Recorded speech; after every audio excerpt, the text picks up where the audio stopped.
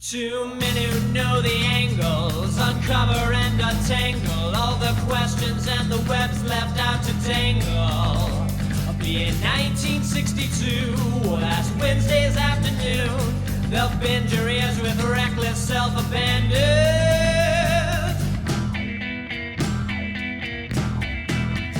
The amazing Spider Talk, the amazing Spider Talk. Come swing through the air, sit back and prepare for the amazing Spider Talk.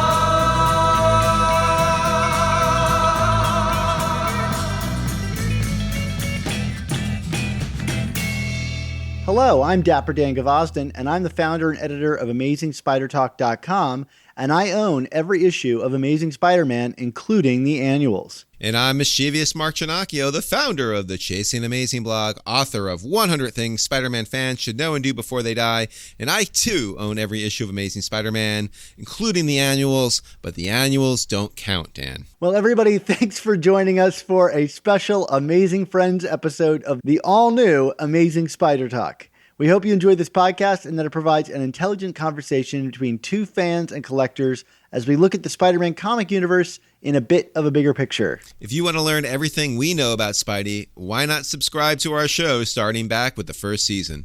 You can enjoy our show on Apple Podcasts, Spotify, YouTube, or your podcast player of choice. We'd love to have you along for our journey through Spidey's past, present, and future. Just head on over to AmazingSpiderTalk.com for all the details about where to subscribe. If you enjoy the show and want to help us continue while getting amazing bonus content and additional episodes that we never release publicly, go to our show notes and check out our Patreon page and consider joining our team. Dan, today we've got an interview that you conducted with Yuhki Demers. Who is Yuhki Demers, Dan? That's a good question, Mark, and a good question I'm sure many at home are also asking. You might not recognize the name Yuhki Demers, but if you're a fan of modern Spider-Man, you're absolutely familiar with his work. Yuhki was one of the lead concept art designers on last year's Spider-Man Into the Spider-Verse. His work was one of the leading voices on the visual design of the film. So take a look at any of his artwork at yuhkidemers.com and you'll immediately recognize the style behind the film. So I was really thrilled to talk to him about a film I love and the style of that film and how it was developed.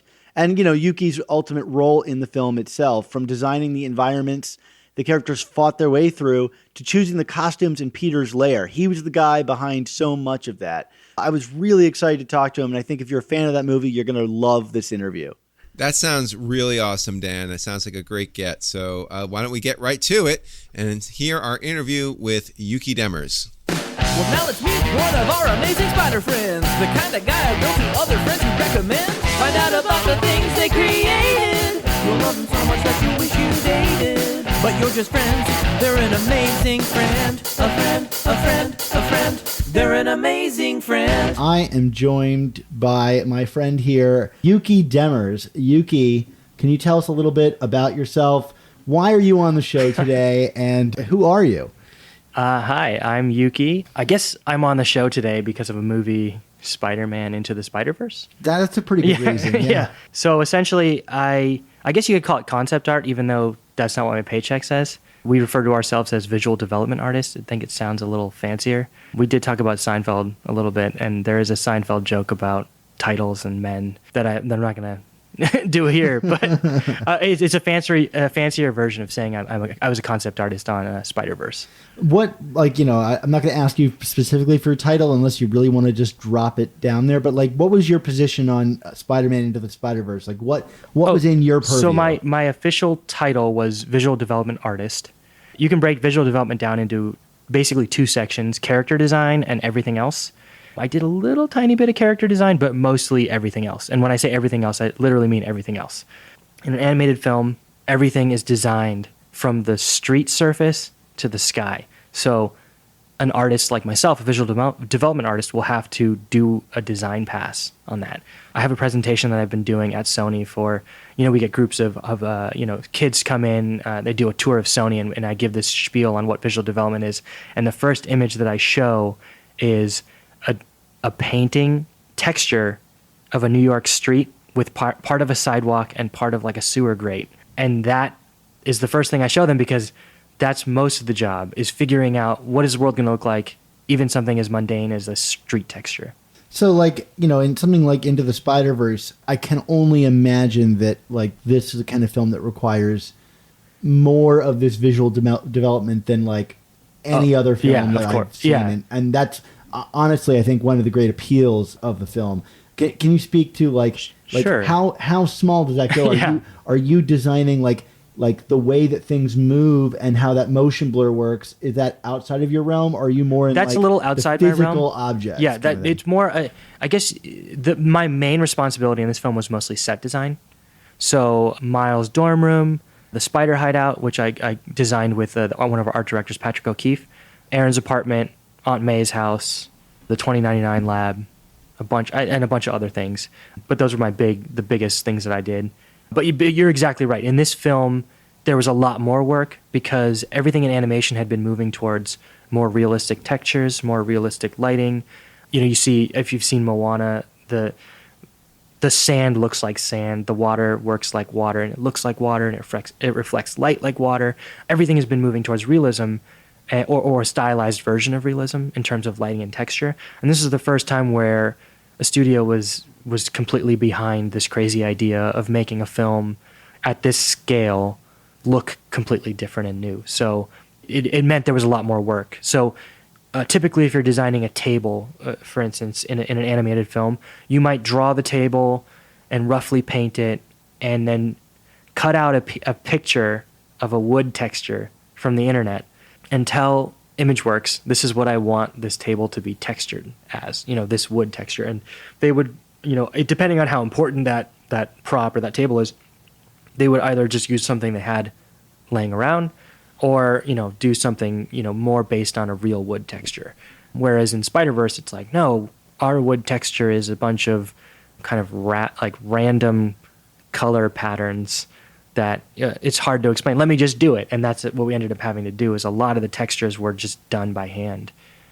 How much of that existed before you were brought onto the project? I mean, when you came on, what did they tell you? They said we want to do some totally groundbreaking, and we want it to merge all these different visual styles together. Was that even in place when you were on board? Or were you a part of the team of people that was pushing that development?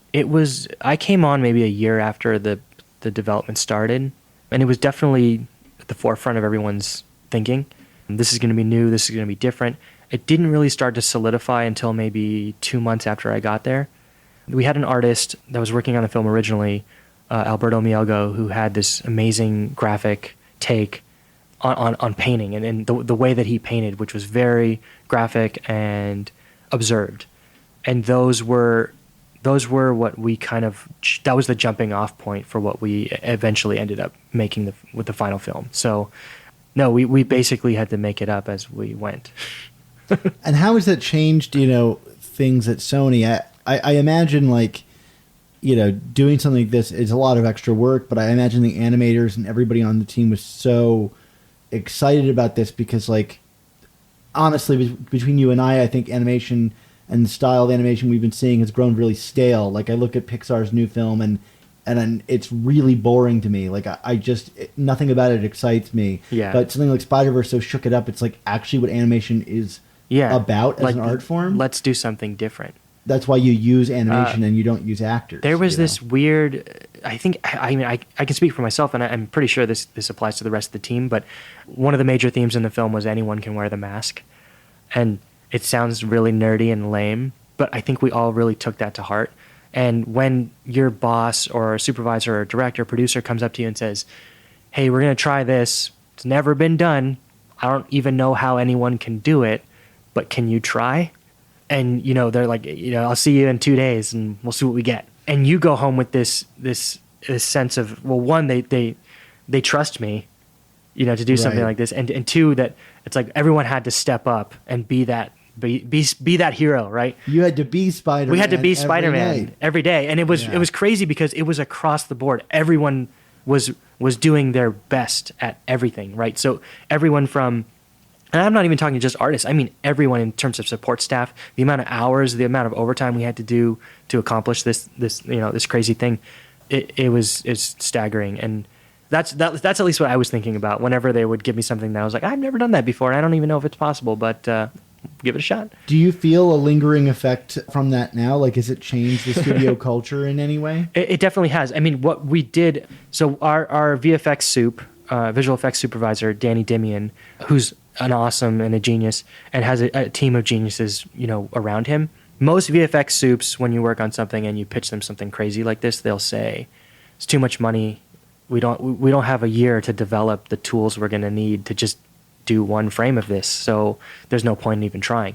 Whereas we would pitch something to Danny and he would, stop for a second and say, all right, we'll give it a shot. We'll try our best, and I think that, like I was saying earlier, the theme, anyone can wear the mask. Then he'd bring it to, some genius in ImageWorks, and they would come up with some code or changing the code or changing the way that their render system works, or crazy, computer wizardry. Well, that's what I've heard. I've heard this new render system or this animation system they develop is so cutting edge that it kind of is remade how people animate things. You can do it faster and they experiment more than ever before. They literally invented tools for this film, which, now can be used for other things, which is really great. It's kind of like, the space race created tons of technology that we use today.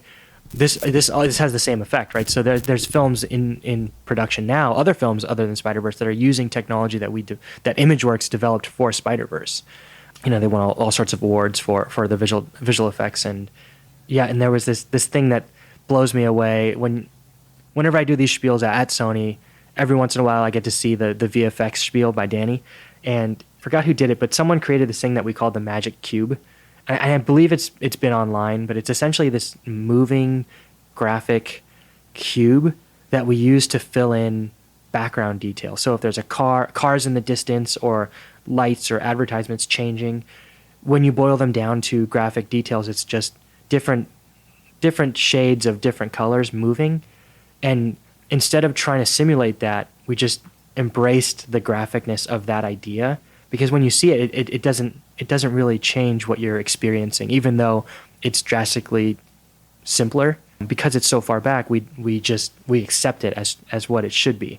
In a lot of ways, the tools they developed to make this film look the way it does, it was almost like dialing it back from the sophistication that we've gotten used to, right? So a ball or a sphere in an animated movie will have thousands of values, shades of light and dark of a certain color, and the human eye can perceive more in real life, but the computer's getting really close to what the human eye can see.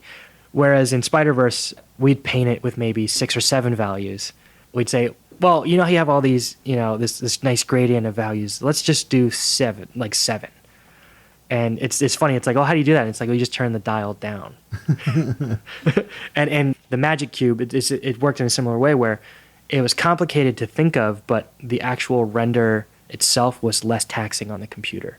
It's got to be thrilling for you as like our so-called concept artist, visual development. This movie has got to be like the closest to giving you some kind of authorial control over it, right? Because it is almost like a painting directly translated on screen. I mean, that line is normally a lot further separated, but here it's kind of blurred. Was that really exciting for you? Yeah, it was surreal at times, because like you're saying, when we paint things normally, you'll see a version of that, but it's a more rendered, more closer to realism version of the thing that you painted. And even if it's loose and painterly, they get the idea, they'll make it, and it exists in a digital space which works on real or digital version of physics. And one of the first sets that went into production was Miles' dorm room, and that was the first set I designed. I remember seeing the final renders on that, and I was confused, because they love to do this thing where they would match the camera angle that I painted it at. Yeah. And they would send us a screenshot of the actual render at the camera angle that I painted it at. And I think they did it just to confuse us. Because we would ask, like, oh, wait, is this the painting? No, this isn't the painting. This is the set. And then the camera would start to move and blow all our minds. And, that's amazing. Someone would have to walk out of the room and, bleeding out of their nose or something. I would love I would love to have seen your reaction to that. That's thrilling. I mean, there's still times when I would look at Uncle Aaron's set, based on some of the paintings I did, and you still, it's like, I can't tell the difference really. I mean, there's slight differences, but at first glance, it's uncanny. That's so cool. So, you mentioned this team. Can you tell us more about the kind of Into the Spider-Verse team? Like, Sure. Who are you working with? And, like, how are these projects handled? Like, can you walk us through how the visuals of the film were developed? I mean, I could go through the whole team. Well, don't go crazy. But, like, yeah, give me the broad strokes. Like, I want to know how something like this, like, comes into existence. Like what are the steps that you go through? So it all started with a story. I mean, it sounds like a joke, but that's where it starts, right? There's a script or some loose outline or some version of a script, I guess, because the script seems to always be changing, especially in animation. We love to just screw ourselves over. Sure. Even looking at like the concept art book here, there's like a whole section on like Gonki's character, yeah, and like how he was like an integral part of the story, and he doesn't even get named not until the final version. Yeah. So totally, we start with the script, and then typically the production designer or one of your art directors will launch you on an assignment. It's really good to read the script. Because you have to understand, you have to understand what you're designing, and I used to teach a cinematography class, and my whole deal there was filmmakers are manipulators, right? We only have seconds to get the audience to look exactly where we want them to look, exactly when we want them to look, to see the one thing that we think they'll need to see to understand the next thing they're going to see, or something they'll see later, or something they saw before, right? So you start with the story. You get your basic, Miles, Uncle Aaron's apartment. I'll give you the pitch they gave me.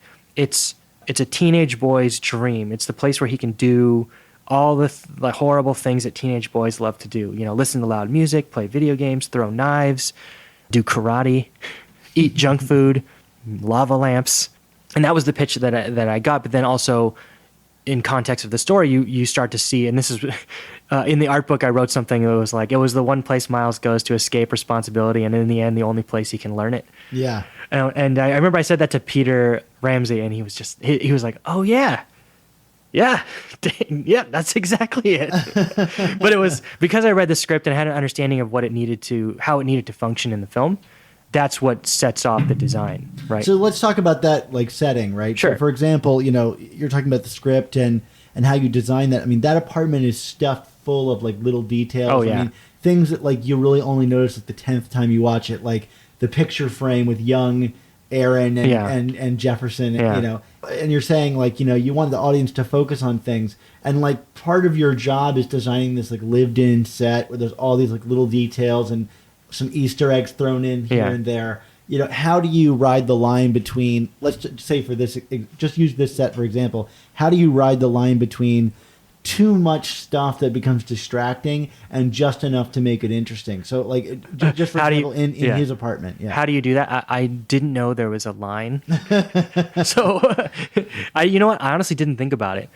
This was the first time where they just said, you can make it as complicated and complex as you want.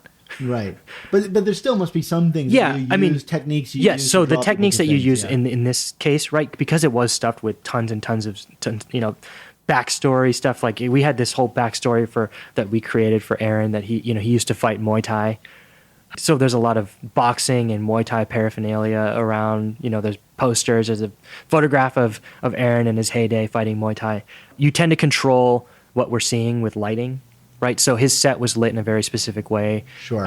There was a painting that one of the artists early on did, Von Ling, of Miles and Aaron playing video games on the couch, on this red Chesterfield couch that we see.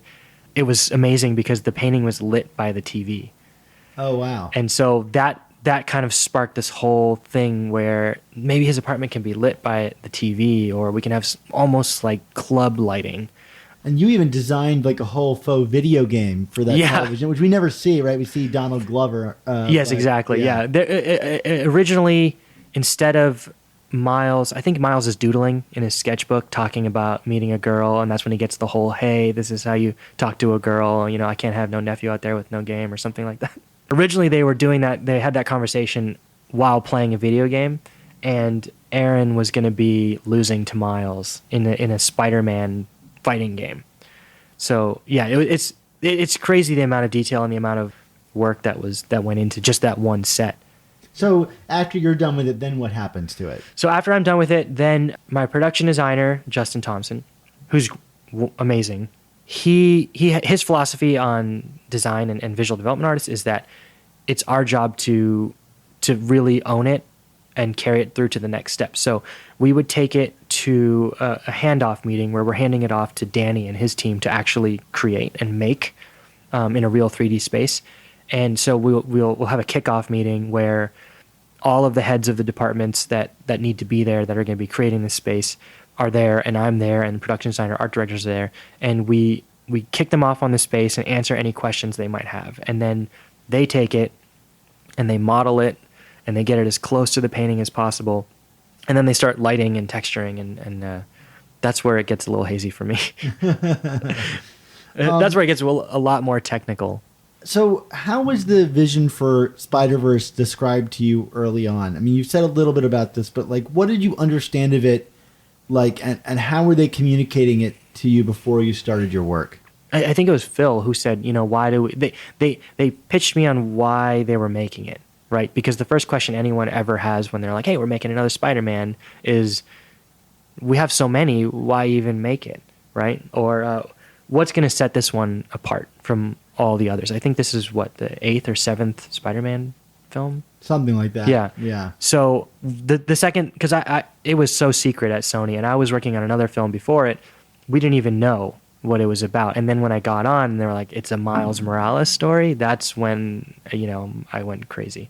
And that was the big draw, and that was kind of what got everyone excited, right? Was we're going to do the Spider-Man story, but it's not Peter Parker, it's Miles Morales. And we haven't really explored that world. We've explored it in comics, but we haven't explored it elsewhere, so. And it's animated. I mean, that's always been the big draw to me. It's like, as much as I wanted to see Spider-Man in live action, like, seeing him animated, see those comic pages come to life, is a bigger draw for someone who loves comics like I do. And, oh, yeah. Yeah. I mean, for me, I got into this business because of the movie Incredibles. It's still my favorite movie. And I think it was because it blended my two loves, my love of superheroes and comics and animation.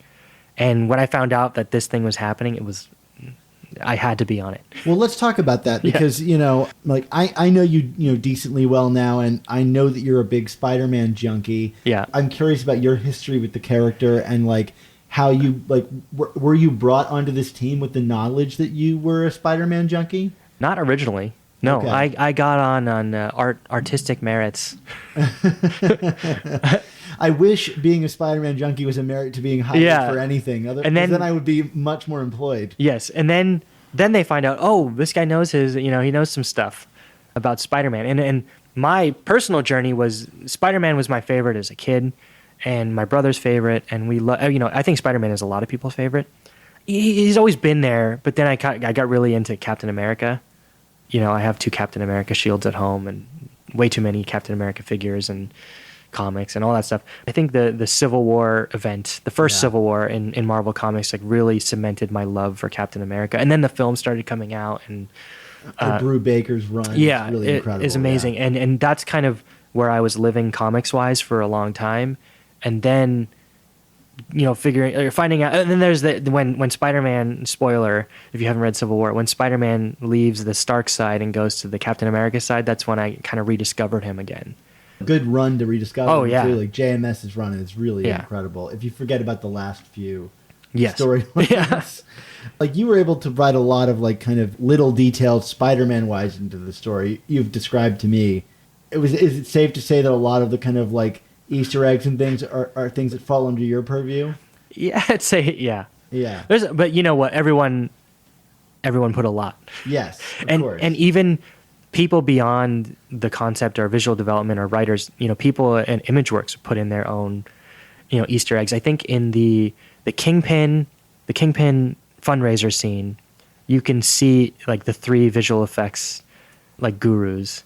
That we actually made a SpiderVerse version of each one of them at the table when Peter's freaking out about bread. The amount I couldn't even tell you how many Easter eggs are in this because I could maybe guess how many I'm responsible for. Well, I hope that you never do tell me. Because it would only set up a challenge for me to find them, which would not be healthy. Yeah. I want to start from like a helicopter view, like start wide on your contributions to the movie and move our way inward. Sure. Which is that, like, to say you designed this version of Manhattan, which not a lot of people can really say, like, oh yeah, that skyline was something that I created. Is that's accurate to say? Well, I designed parts of it. Parts of it. There's Okay, a so lot of people that design. Let's talk a lot about of your it. contributions to this Manhattan. My contributions to this Manhattan were mostly interiors. There was a few weeks where the entire team put everything on hold and designed buildings to populate the city. So that was fun. I spent a lot of time on Google Street View, trying to get, because I actually have never been to New York. So, Oh, wow. and it was getting kind of creepy because we would watch things and I had spent so much time on Google Street View that I could tell my wife what street it was on. Because it seems like in film and television, we only film in like 3 places in New York. Yeah. Right. Can you confirm whether or not the Daily Bugle is in this movie? I've always kept my eyes out for it, but I've never seen it. It is in a sense. There are articles from the Daily Bugle, but I don't think we have the actual building. Oh, well, there's always somewhere to visit in the sequel, right? Yeah. Manhattan is kind of like this, I don't know, it's like a techno wonder. How would you describe this version of Manhattan? It again goes back to story, right? Manhattan is a cold place to Miles. It's something that's not new. It's new and unfamiliar, and we kind of went with that cold idea, and that's why Manhattan typically lives in the cooler side of the color wheel. A lot of the cooler colors, and Miles' house and any place he's comfortable in will live usually on the warmer side of the color wheel. And it's little things like that macro idea of good stuff is warm, bad stuff is cold, that you can then start designing your city, right? So when we see Manhattan, a lot of times it's in blue and cold and cool and neons that are not natural and earth tones and warm, and that's where we can start with the city, especially with Manhattan. Does that vary depending on whose perspective we're in? Because I think about like the original, like, R.I. Peter, the Peter Parker who dies, like his version of Manhattan seems very warm, Times Square and bright colors of him swinging through the city. I mean, I can't tell you 100% if that was intentional, but I know the art director and he does think about that, so I'm sure it's intentional. And you're right that it does change, and for most of the film we're seeing it through Miles' perspective, right? So. And it does seem to kind of open up at the end of the film when he kind of inherits the role of Spider-Man. The whole world seems brighter in a way. And that's definitely on purpose. Yeah. We already talked about Aaron's apartment. Yeah. But I want to talk about Miles' dorm room because it's interesting because we see Miles' room in the Davis household or Morales household. Yeah, the Morales Davis. I'm not sure how that last name thing breaks down. I've read and heard 2 reasons, right? Okay. Can't have a guy named Miles Davis as a superhero. And you can't have a Jefferson Davis. Exactly. Oh, wait, we already did that. Yeah. So they didn't want to, mess up twice, I guess. I'm not sure why Bendis named that character after a Civil War general. But but then there's some backstory, which I'm sure you're familiar with, right? Whereas maybe Jefferson had a troubled past and he wasn't around early in Miles' life, which, then Miles takes his mother's last name and never bothers to change it. Sure. So, the point being, like, in that house, it's Miles' space, but it's almost, it's couched within his parents' gaze. Your childhood room is a reflection of you and your parents' existence. Yeah.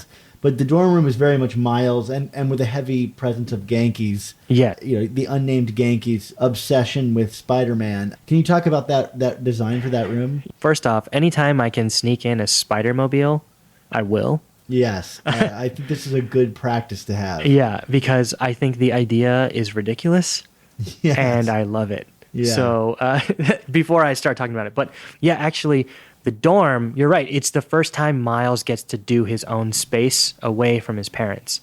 And what's really interesting is because I designed Miles' dorm room first, and then designed Aaron's second, his dorm room it's like a kid's version of what an adult can do, like Aaron's apartment.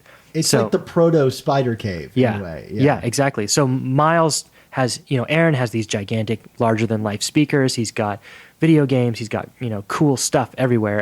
And Miles has his version of that, So instead of giant Marty McFly, 10-foot high speakers, he has his laptop speakers. And Aaron has like a wonderful jazz album collection in his apartment, and Miles has, you know, his more, you know, we don't really see his collection, but we see, obviously he's a Chance the Rapper fan and all this stuff. So he's a younger mirror of who he wants to be when he really looks up to Aaron. And that space is how we tell the audience as fast as possible, Miles, you know, if in case you didn't realize, Miles really looks up to this guy.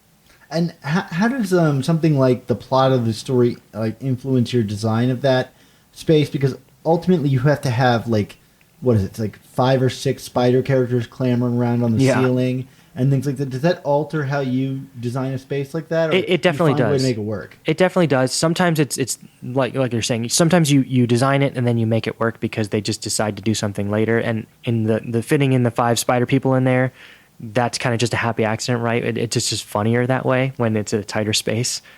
All the comics that Genki is reading, like, do you have any influence over the covers that, you know, I was so surprised to see real Spider-Man comics working their way in here. I think I picked a few, and then I think Marvel actually picked a few for us. Oh, that's cool. Some of what they consider the most, you know, influential books. Some of them are immediately recognizable. Yeah, exactly. Like what Spider-Man No More. Yeah, in there, issue 50 is, yeah. I think, like prominently shown a number of times. There's other cases in where we couldn't put the comic cover itself, but the idea behind the cover.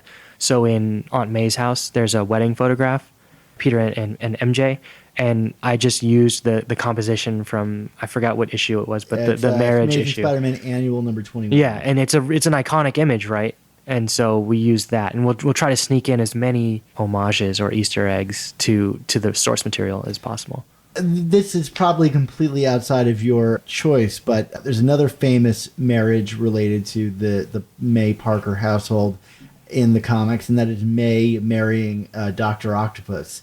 And there's been a lot of fan talking about like May being more than friends with Liv. Is there any reality to that, or is that to be seen in a later date? That's to be seen, I think. I can... Because she doesn't necessarily die. We don't see a body of Dr. Octopus. That's a good question. She gets hit by a van or a train or whatever. People have survived worse things in the world of Spider-Man. Yeah, that's a good question. Does May refer to her as Liv or Olivia? I don't know. I think she refers to her as Liv in the movie, just to kind of that's like...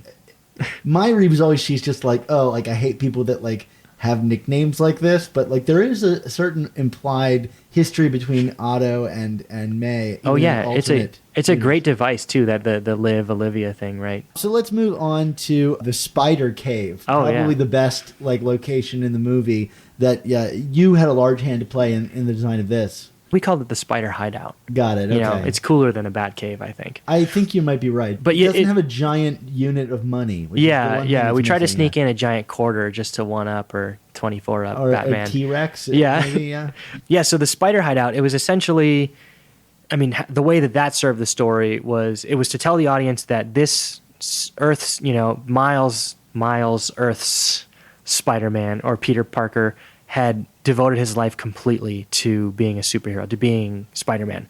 And in order to support this lifestyle, he's, you know, monetized on his fame as a superhero. And he's got a cereal brand, he's got sneakers, he's got his own energy drink. If there was a Spider-Man movie, like, you know, Tom Cruise or The Rock would play him, that's how he's funded this place, right? So he has not unlimited resources, but he's got a pretty big bank account.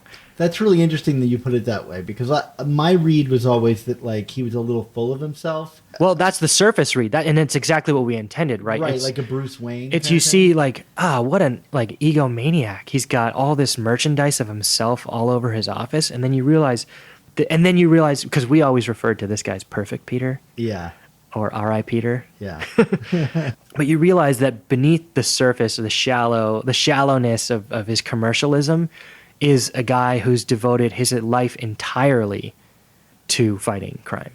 That's great. What would that look like? And that's kind of how the design process started. And so this one, I did a couple passes on the Spider Hideout that they wanted full camp, you know, full spider knowledge. How do we just do this over the top? Doors shaped like spiders. Exactly. And things. Yeah, I must have. I think I posted some early versions, right? Where the doors have the spider logo. Everything has a spider logo on it. It's ridiculous. And there were some elements that we stuck with, But in the end, our art director took another pass, which I think it wasn't feeling sophisticated enough. So our art director, one of our art directors, Patrick O'Keefe, did a design pass on the space itself, and he gave it a modern architecture kind of makeover. Kind of floating in space. Yeah, he had this great idea of, we had like a couple day kind of sketch brainstorm period where we were just, how do we incorporate more ideas of the web, and how Spider-Man he can move differently.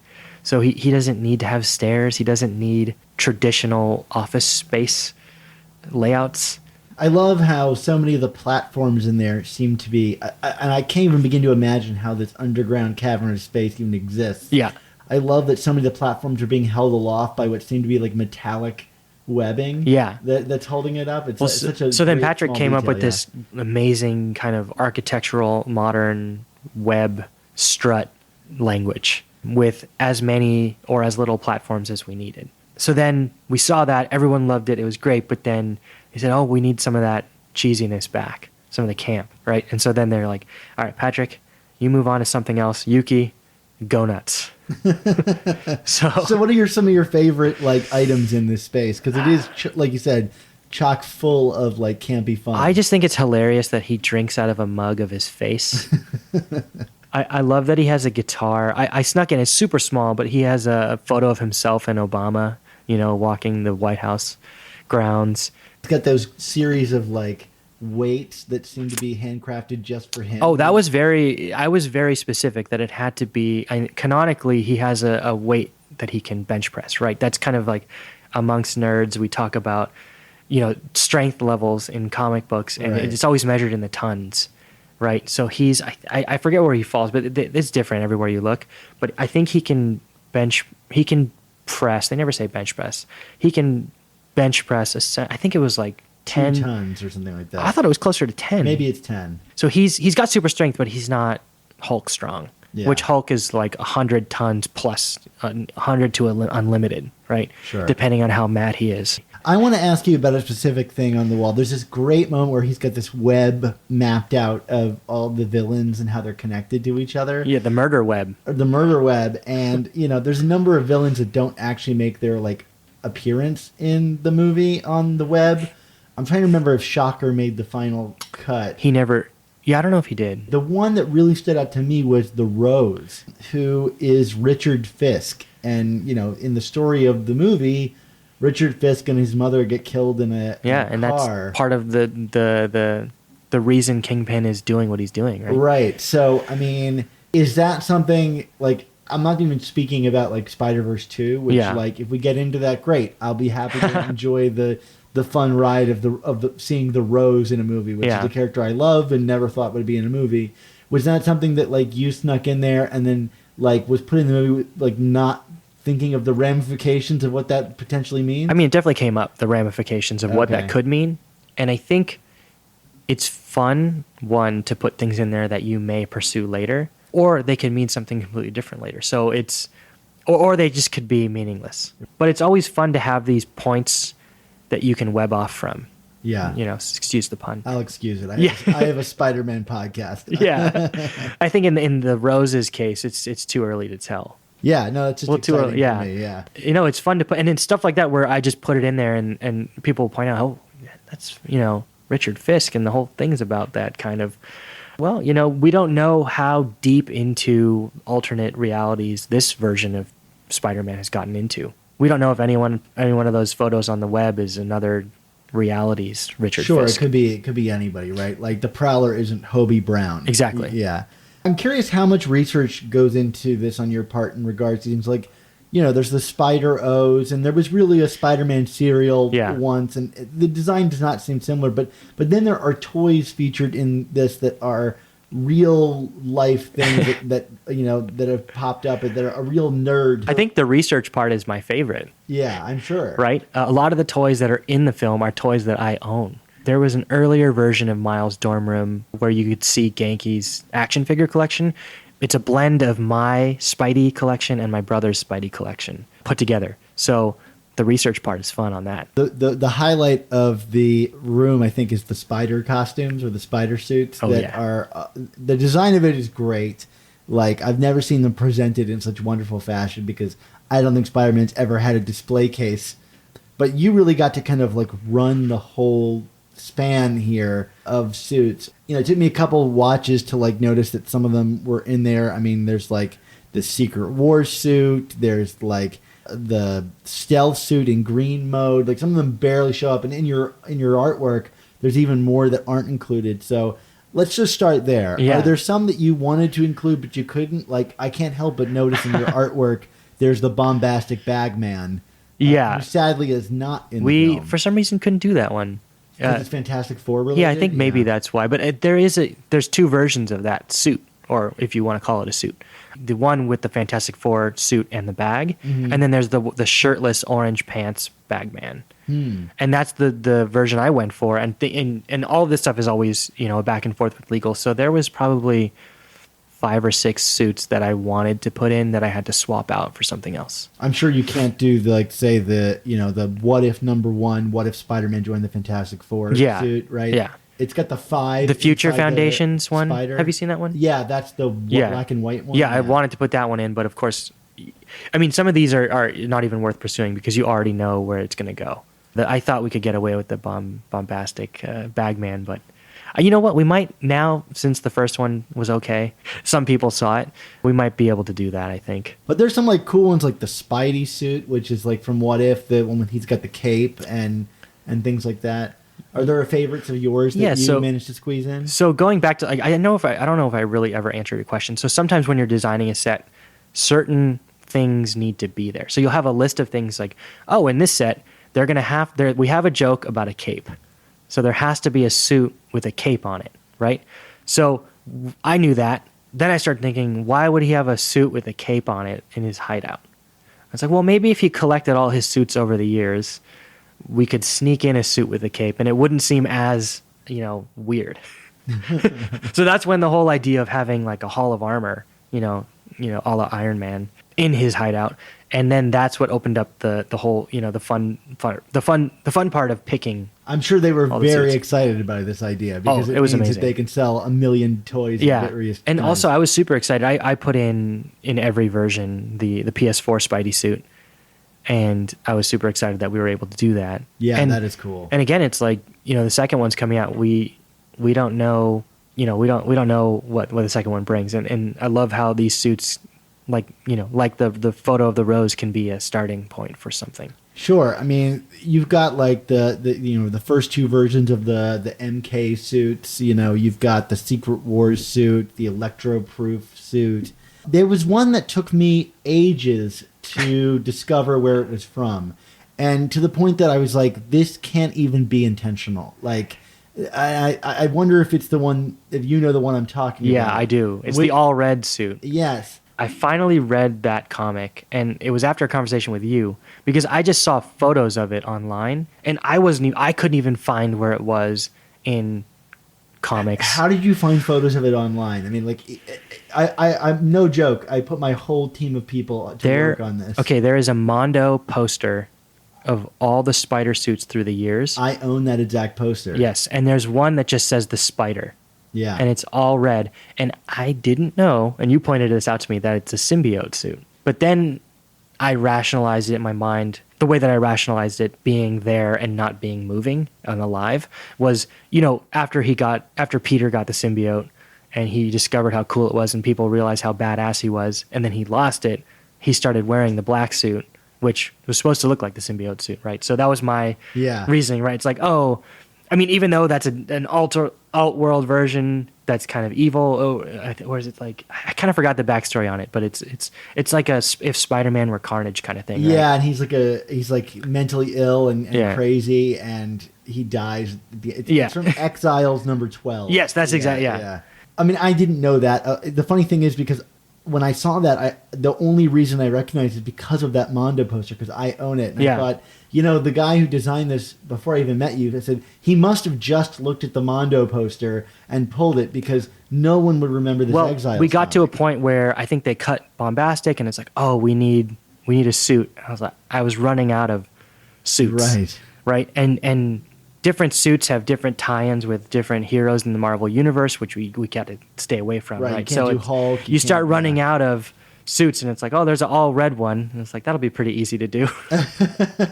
Let's just put that one in there. Well, there you go. Yeah. It's funny because like I reverse engineered it Yeah. back through the same thing. Yeah, it's funny. You were the first person who actually knew where it was from. Well, I didn't even know where it was from because I again, my reference for it was the Mondo poster. Well, I think we met at an art show, and I think maybe you talked to me about it. I know I definitely did. Yeah. It was after I had already discovered Oh, okay, it. But, okay. like it perplexed me for weeks. Like where is this Hey, suit from? it perplexed me for years, So there you go.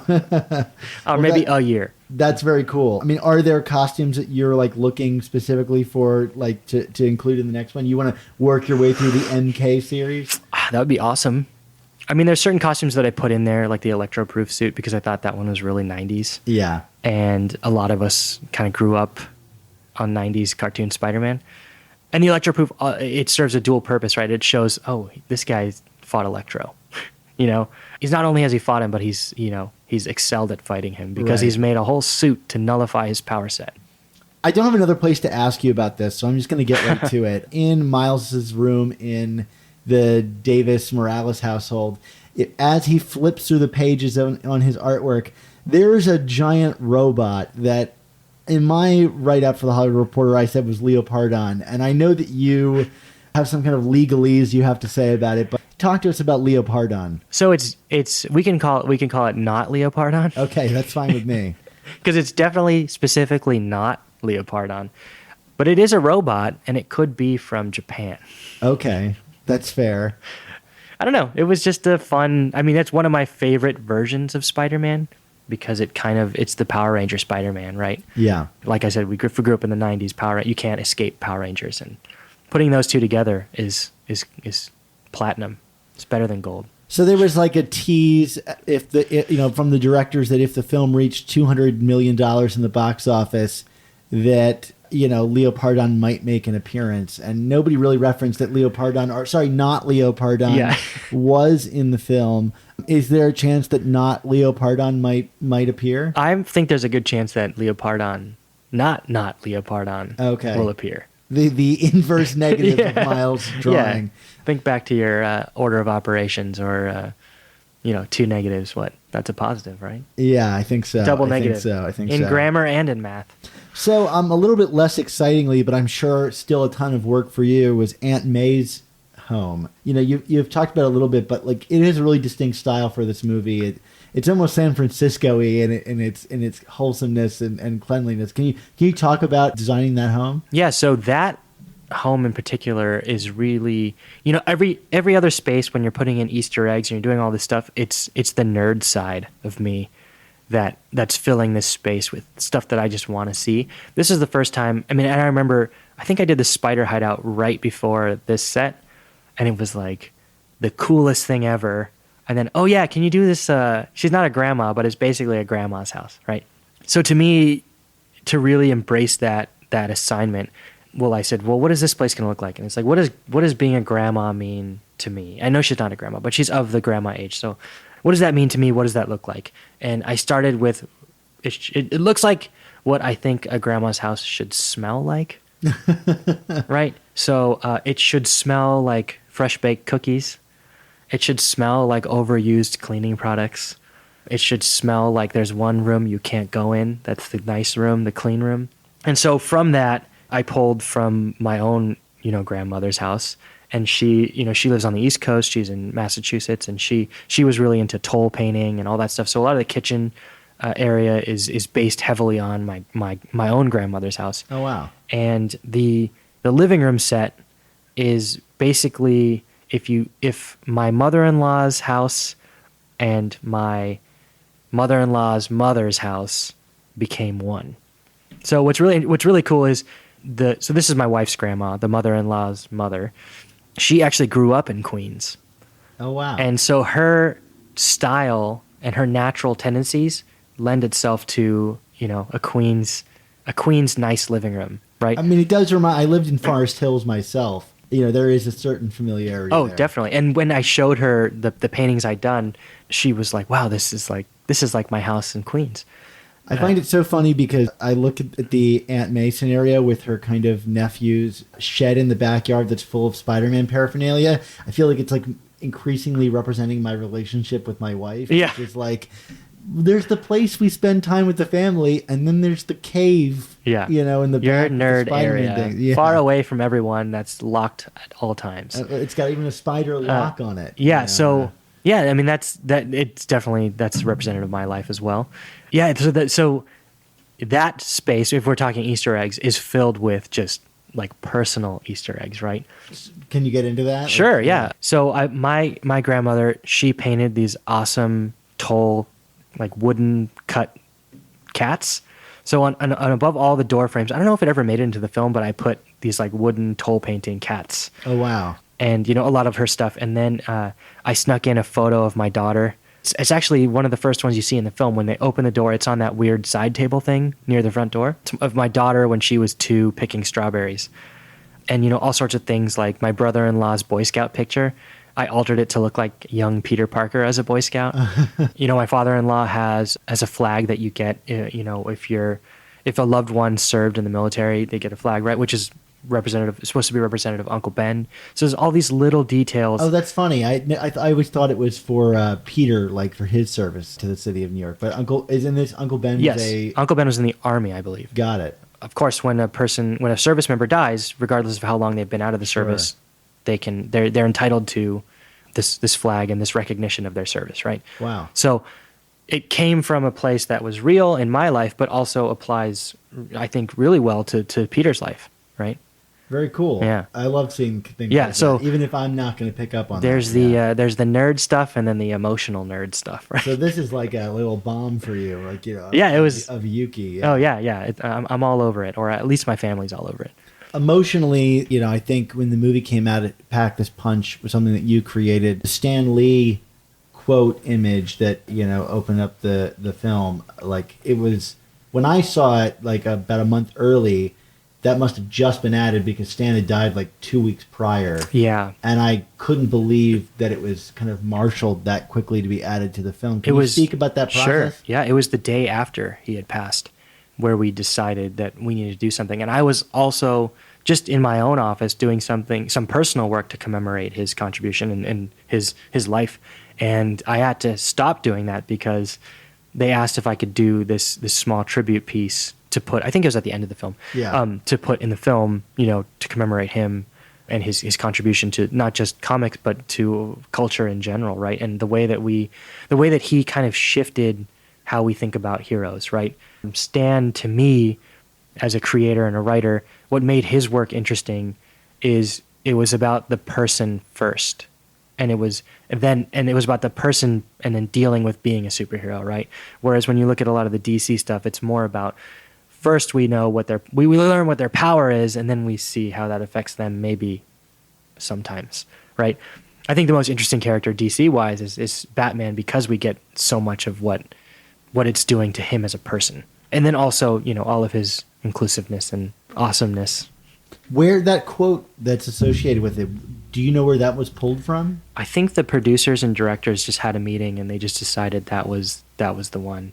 Do you know its originating source? You know what? I don't know where it came from. I know it's one of his most famous quotes, though. Okay. I cried drawing it. Oh, I'm sure. Yeah. I mean, I cried in the theater watching it. It was, Yeah. and not only that, the fact that he passed, and this was, it's not the last cameo that he did. I think the last cameo he did was in Captain Marvel. Yes. But it was the last Spider-Man cameo. I think it's his most meaningful cameo, Oh. too. I mean, it sums up his ethos kind of totally well, you know. Yeah. Even his approach to writing Spider-Man, where he like kind of steps on them while he's crossing the street. Yeah. It's like, yeah, that's how you write a character like Spider-Man, is you just repeatedly beat them up over and over and over again. Yeah. Oh, yeah. I mean, his little, you know, cameo is, in my opinion, the best cameo he's ever done. Yeah, I mean, it was very meaningful. Yeah, they typically use them to, you know, have like a little throwaway joke or, you know, oh, that's funny, you know. But this is the first time where it really, like, and you can also tell it impacted the characters. Did that scene with Stan Lee, I mean, I don't know how involved you were in that, but, like, did it take on meaning later on, or was it altered to kind of, like, acknowledge Stanley's death. I mean, there's something about it that seems very final, and maybe it's me bringing that to it. But it almost seems like aware of his future in some way. It wasn't intent. We didn't know. Yeah. And of course with animation, everything is recorded way earlier. Yeah. So it just happened to be, I think the intention was for it to be powerful because it needed to be powerful for Miles. And it just so happened that, he passed after. Yeah, pretty wild. Yeah. Also, at the end of the movie is this amazing Spider-Man 2099 sequence that I think really caught a lot of people off guard, not just for myself included, the 60s cartoon. So to talk about that, what you mean by it catching you off guard, because you've told me this story. Yeah. So towards the end of production there was so much work to do and I have about an hour commute that our art production manager just asked me one day. He said, hey, this is Kyle Rapone. Shout out to Kyle. He said, how long does it take you to get here? I said, it's about an hour both ways, or an hour each way. And he said, how about you just work instead from home and just work as much as you can? Because we have a lot of stuff to do. And so it was during my almost working from home exclusively time that I just got and we use GChat. I got a GChat from our production designer, Justin Thompson. And he said, hey, do you want to design the 2099 suit? And I said, yeah, of course I do. And he said, okay, well, you have till the end of the day. And I think it was already like 2:00 or something. I had the end of the day to do, just a bunch of iterations on what the suit could look like. And then we picked one pretty quickly because I think Phil kind of came up with this idea last minute, but if it's good, you do it, right? So we had a couple days to do that, to do the suit, nail down the suit. And then they're like, all right, where's he going to be? What is the tech going to look like, right? So we had, I think we did it all in about a week, which is crazy fast. He's supposed to have kind of a quasi-military tech / future. It's kind of the void of space too. So it's very kind of like low. So we don't really know where he is yet. Yeah. Right. We know he has access to the first dimensional. He's an Alchemax teleporter, right? Or whatever. Yeah, I don't know if we've ever confirmed where that is. But he's got his a Lila, yeah, his counterpart, and she's very different in design from how she is in the comics. Can you speak to designing? Did you design that character? I think that design was done by Justin. I just designed the effect, like what she looks like. Effect? Yeah, and that was done because of the limited amount of time. I think Justin did a quick design and then got it right into modeling. Typically, we do a lot of drawings and a lot of discussions and all this stuff, but we knew that we wanted to change.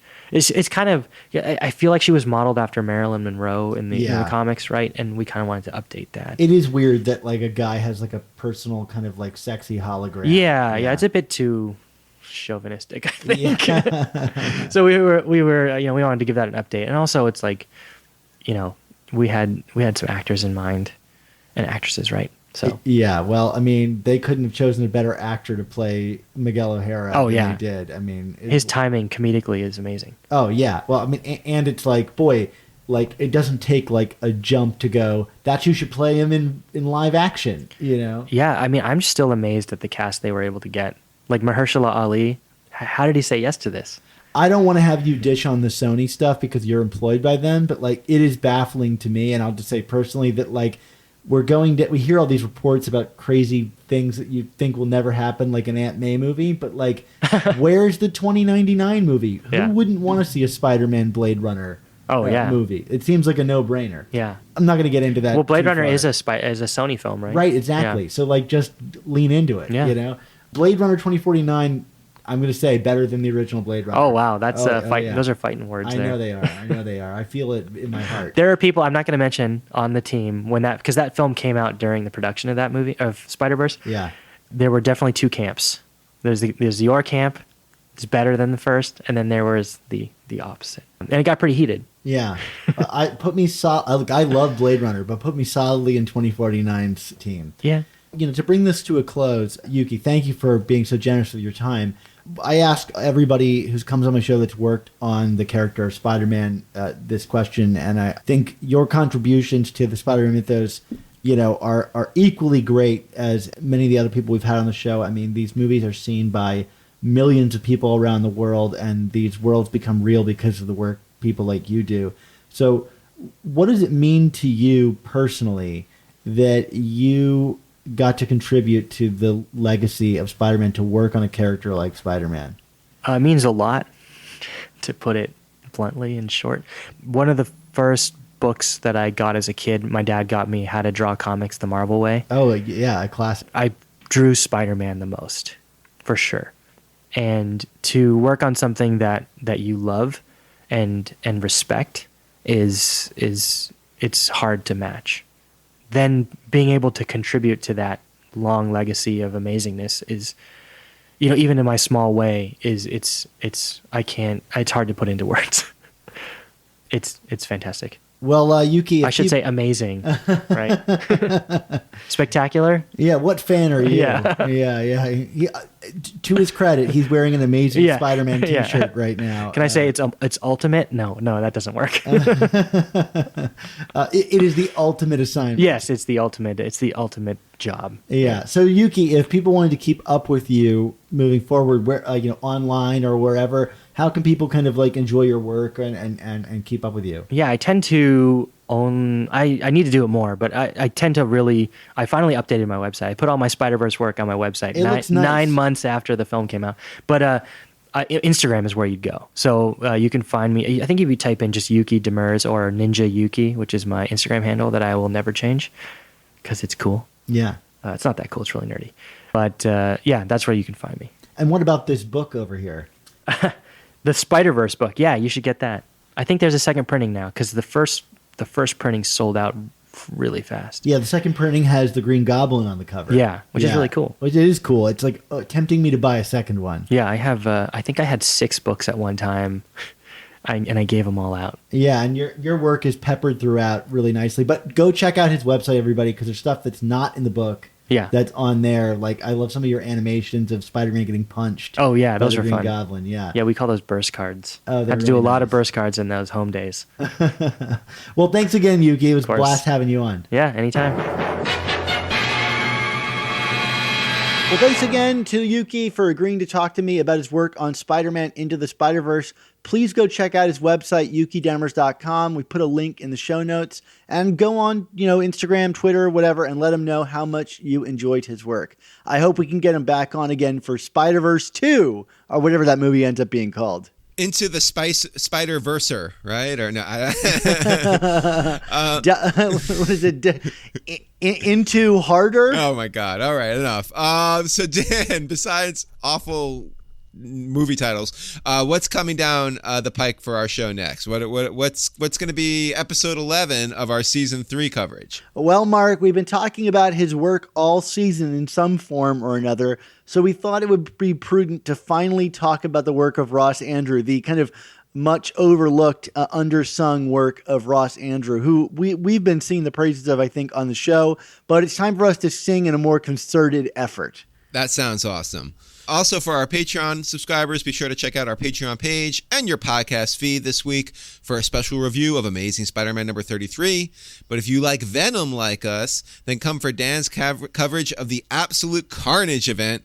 There's no better place to join on the Patreon bandwagon than to join us for our exciting coverage of the all-new Spider-Man comics. Remember, for just $3.99 a month, the price of a new comic, you'll get access to our exclusive new issue reviews, B-book reviews, extended interviews, and more. And for $10 or more a month, you'll get access to some awesome commissioned artwork this season from Barry Kitson. Also, be sure to check out our sister show, The Untold Talks of Spider-Man, who every week are diving into the history of the character and finding some overlooked classics for you to check out and read on wherever you find them to read. Go check out Untold Talks of Spider-Man. Plus, we've also got the amazing Spider Slack community for you to join. Just check out this episode's description for a link to join our Spider-Man talking community. And just to brag about that community a little bit, I think that community has kind of cracked the identity of Kindred. And Mark, you and I even recorded a special Patreon episode exactly about that. So if you're not in that community, you need to go join that community because it's special. And you need to get on our Patreon so you can hear Mark and I talk about it. Also, a special thank you to Rick Coast, our amazing, spectacular, adjectiveless web of editor who cut together this very episode. Rick, why don't you tell us a little bit more about yourself and where we can find your work? Thanks, Dan. This is Rick, and you can find links to my work at rickcoast.com and my work in audio fiction at my other site, modernaudiodrama.com. There you will find the audio series The Behemoth, as well as the superhero audio drama Inhale. You can also connect with me on Twitter at Rick Coast, and Coast is Coste. Back to you. Awesome. Thanks again, Rick. Mark, what about you? Where can we find you on this week? Oh, well, of course, you can find me on Twitter at ChasingASMblog, and you could always find my book, 100 Things Spider-Man Fans Should Know and Do Before They Die. Dan, what about you? Yeah, I'm on Twitter at @SupSpiderTalk, and by the time you hear this, I've probably had 3 more theories about Kindred that I've posted long threads about. So go check out, follow me on Twitter, and you can get all of your Kindred Spider-Man stuff. I think I'm talking about Kindred more than I am about Spider-Man these days. That's the state of things, Mark, right? It's the amazing Kindred talk. Yes, and so until we change our podcast motto to reflect Kindred, our ethos remains the same. Mark, what is that ethos? You mean it's not Ring Around the Rosie, Dan? No, it's not yet. It isn't. Okay, well, I guess then it's the other one, which is, with great podcasts must also come the all-new Amazing Spider Talk. Don't miss the next installment.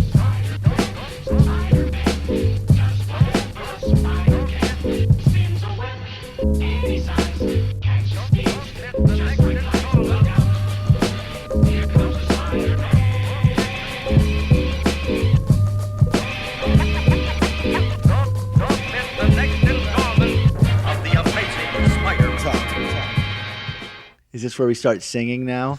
Ring around the rosy.